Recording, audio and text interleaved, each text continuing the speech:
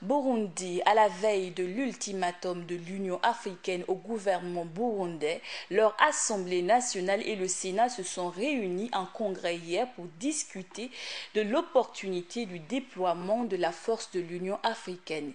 Il faut déjà noter qu'une large majorité des députés et sénateurs se sont prononcés contre l'envoi d'une force de l'Union africaine et démontrent tout risque de génocide au Burundi. Au Burkina, le cancer occupe le 3e rang après des pathologies infectieuses et cardiovasculaires. Également, les données du Conseil national de santé laissent percevoir que 80% du budget des évacuations sanitaires des maladies non transmissibles est consacré au cancer. Le 14 décembre dernier, la pose de la première pierre du centre de cancérologie a eu lieu à Tengandogo, à Komsilga, et avoisine un coût global de plus de 30 milliards de francs CFA. Pour parler du cancer, je reçois sur ce plateau le docteur Aboubakar Bambara, cancérologue. Bonjour et bienvenue sur ce plateau du 13h. Bonjour. Quels sont les différents cancers que l'on rencontre en général et quels sont les types les plus fréquents rencontrés au Burkina? Alors, je vous remercie pour l'invitation pour parler d'un problème aussi sérieux qu'est le cancer. Alors, en fonction donc du sexe, il faut distinguer plusieurs types de cancers. Ainsi, par exemple, pour ce qui est de la femme, les cancers donc les plus fréquents donc sont le cancer donc du sein et le cancer du col de l'utérus. Et bien sûr, ce qui est pour l'homme, c'est le cancer de la prostate, mais le cancer commun aux deux sexes, c'est le cancer donc du foie. Alors, quelles sont les causes de ces cancers-là? Alors, pour les cancers en général, nous n'aimons pas trop le terme parler de cause, mais plutôt de facteurs de risque ou de facteurs favorisants. Donc, pour ce qui est donc du cancer du sein, qui est le cancer gynécologique le plus fréquent donc au Burkina Faso, nous pouvons donc imprimer donc des facteurs qui ne dépendent pas donc de la dame, de la patiente, de la femme, et des facteurs tels que les facteurs génétiques. Cela veut dire que si par exemple dans votre famille vous avez déjà une mère, une tante, une cousine qui est atteinte donc du cancer, vous avez donc un risque plus élevé donc de faire le cancer. Il y a d'autres facteurs tels que si on a une puberté qui est précoce chez la femme, c'est-à-dire qu'on voit par exemple apparaître les menstrues très tôt, dès l'âge de 9 ans, 10 ans, 11 ans, on a un risque élevé donc de faire par exemple le cancer du sein. Pour ce qui est donc le cancer du col de l'utérus, qui est le deuxième cancer le plus fréquent rencontré chez la femme, c'est essentiellement l'un des cancers que nous appelons sexuellement transmissibles. Pourquoi? C'est-à-dire que dans près de 98% des cas, c'est un cancer qui est dû donc à un virus que nous appelons Human Papilloma Virus. C'est-à-dire que pour une patiente, une dame qui fait beaucoup attention par rapport au comportement sexuel, elle a déjà beaucoup de chances de ne pas se faire ce type de cancer. Alors, le cancer de la prostate chez l'homme, on n'a pas tellement un facteur favorisant connu, mais c'est surtout déjà l'âge. Donc, plus vous avancez en âge, plus alors vous avez un risque de faire par exemple un cancer de la prostate. Vous avez parlé de facteurs favorisants, héréditaires. Alors, quel autre type de facteurs rentrent en ligne de compte concernant ces différents cancers-là? Donc, d'autres facteurs qui peuvent rentrer en ligne de compte, pas seulement pour le cancer du sein ou le cancer du col. Par exemple, on a l'attitude, notre comportement. Je dis cela pourquoi? Pour ceux qui font par exemple une consommation exagérée de cigarettes, du tabac, de l'alcool, sont par exemple beaucoup plus exposés à d'autres types de cancers que ceux qui n'en consomment pas.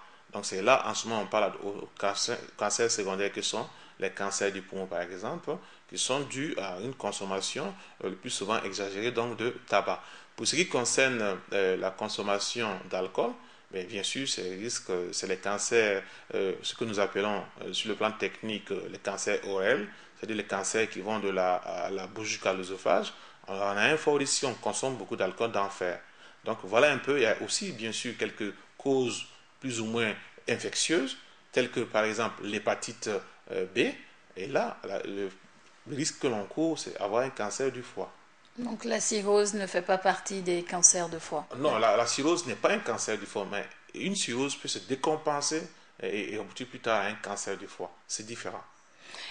Concernant le cancer du sein, est-ce que certaines pilules peuvent être mises en cause?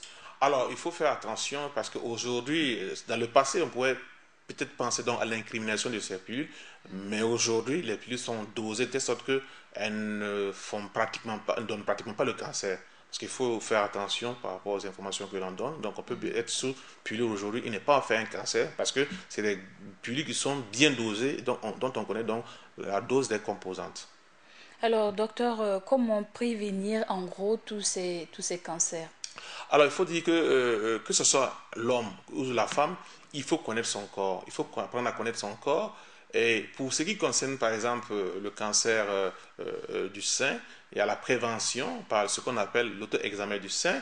Une femme, par exemple, qui va donc essayer de manière mensuelle, par exemple, faire l'auto-examen du sein, se rendre compte que l'aspect de la peau du sein qui a changé, se rend compte qu'il y a une boule, hein, ou les notions de kyste, il faut aller consulter. N'attendez pas que ça soit douloureux, même si ça ne fait pas mal. Une boule qui apparaît sur le sein, ce n'est pas forcément un cancer, mais ce n'est que l'agent de santé qui pourrait donc vous dire que ce n'est pas un cancer. Donc, devant toute anomalie, tout ce qui est inhabituel sur le corps, quel que soit l'endroit, il faut aller consulter. Alors, docteur, en termes de traitement, on voit que le 14 décembre dernier, il y a eu la pose de la première pierre concernant un centre de cancérologie, le tout premier au Burkina. Alors, comment se fait le traitement des personnes souffrant de cancer au Burkina? Alors, il faut dire que le cancer, le traitement, c'est essentiellement trois composants. D'abord, il y a la chirurgie, c'est-à-dire l'intervention. L'opération, cela est réalisable aujourd'hui au Burkina Faso. Il y a le traitement par les médicaments, ce que nous appelons chimiothérapie, c'est ce que nous faisons, traitement par des médicaments avec souvent la chute des cheveux. Ça, c'est faisable au Burkina Faso, mais c'est l'autre traitement, l'un des moyens les plus faibles, c'est la radiothérapie. C'est ce qui manque aujourd'hui au Burkina Faso et donc nos patients sont donc, obligés de se rendre hors du pays pour avoir ce traitement. Donc l'objectif de ce projet dans sa première phase, c'est de permettre à ce que les populations ne puissent pas souffrir, ne continuent pas à aller hors du pays. Et c'est surtout la première phase qui comporte donc la radiothérapie et la médecine nucléaire qui va être réalisée au bout de 18 mois. Donc par la suite, les autres composantes dont je venais de parler sur le plan du traitement, savoir la chirurgie, le traitement par les médicaments vont suivre. Donc c'est un projet sur 5 ans d'environ 30 milliards et il y a donc une première phase qui est prévue sur 18 mois qui va nous permettre déjà de pouvoir quand même soulager nos patients qui sont obligés d'aller ailleurs pour faire le traitement par les rayons, ce que nous appelons la radiothérapie. Vous avez parlé de traitement qui prend en compte la radiothérapie. Et qu'en est-il de l'hormonothérapie ici au Burkina? Alors, c'est comme l'hormonothérapie, ça fait partie du traitement par les médicaments. Je suis un des prescripteurs de par ma spécialité de cancérologue médical. C'est possible au Burkina, c'est des médicaments, c'est des comprimés en fonction que ce soit le cancer du sein que la femme va avaler, un comprimé par jour, renouvelable sur 5 ans, ou alors quand il s'agit donc du cancer donc de la prostate, c'est sous forme injectable. Donc l'hormonothérapie est possible aujourd'hui au Burkina Faso. Donc il faut le rappeler, n'ayez pas peur. Ce qui n'est pas possible actuellement au Burkina Faso, c'est le fait de pouvoir faire le traitement par les rayons, la radiothérapie. Et c'est ce que nous avons eu le lundi dernier, le 14 décembre, la pose donc de la première pierre, pour permettre quand même que, comme vous le savez, actuellement pour le budget des évacuations sanitaires, la première cause d'évacuation sanitaire, c'est donc le cancer. Et c'est essentiellement la radiothérapie. Donc voilà un peu ce qu'on peut dire sur le plan du traitement aujourd'hui à Ouagadougou et dans l'ensemble donc du Burkina Faso. Quel peut être le coût moyen d'un traitement pour une personne souffrant de cancer? Alors là, il faut dire que ça me donne l'occasion d'avoir une pensée pour les personnes atteintes et affectées par cette maladie qu'est le cancer. C'est vraiment la croix et la bannière. Vous savez très bien que l'assurance maladie universelle n'est pas encore mise en place pour pour tous nos compatriotes, ce qui fait donc que c'est difficile. Aujourd'hui, pour un cancer du sein, par exemple, en fonction bien sûr des stades, on se retrouve à environ au minimum, je dis bien au minimum, 1 million de francs CFA pour le traitement, sans ajouter le fait que, comme je vous l'ai dit, pour le traitement, pour les rayons, il faut d'abord trouver de l'argent pour se rendre hors du pays, donc c'est onéreux, c'est très coûteux. Les médicaments contre le cancer ou la chimiothérapie coûtent excessivement cher. J'avoue que nous savons que nos patients et ceux qui sont affectés souffrent. Et dans ce cas, y a-t-il des compensations, voire des dotations pour aider les patients dans le cadre de la lutte contre le cancer? Alors, ce qu'il faut dire aujourd'hui au Burkina Faso, c'est vraiment difficile.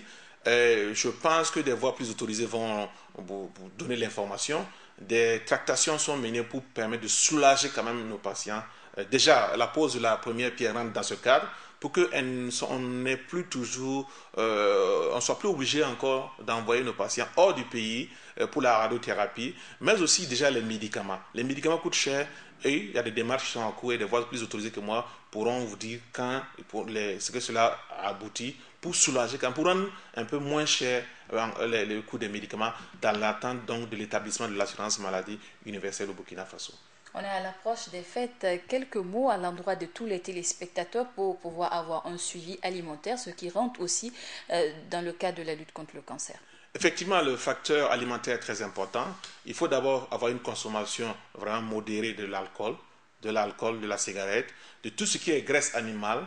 Et de ne pas, c'est vrai que la situation est un peu difficile, vous prenez l'huile, vous arrivez à faire frire l'aliment jusqu'à ce qu'il y ait la fumée qui part, vous rechangez, il faut éviter ce comportement. Faites attention au choix des huiles que vous utilisez. Tout cela rentre en compte donc pour une bonne hygiène et nous permet en fait de lutter contre donc le cancer.